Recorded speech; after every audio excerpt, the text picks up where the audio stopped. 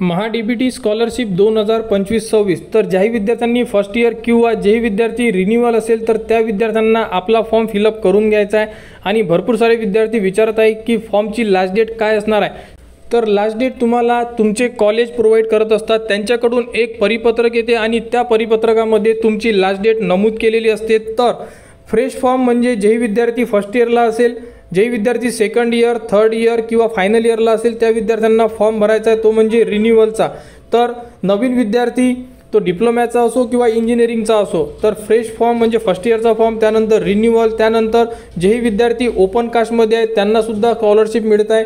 पण doctor Panjabrao Deshmukh स्कॉलरशिपचा form भरू शकतात ते, ज्यामध्ये त्यांना 50,000 रुपयापर्यंत स्कॉलरशिप मिळते। अशाबद्दलचे संपूर्ण फॉर्म सुरू आहे आणि जी लास्ट डेट असणार आहे ही लास्ट डेट तुम्हाला तुमचे कॉलेज सांगणार आहे। त्यामुळे कॉलेजच्या कॉन्टॅक्टमध्ये राहा आणि कॉलेज कोणती लास्ट डेट देते त्या प्रकारे तुम्ही तुमचे फॉर्म भरू शकता।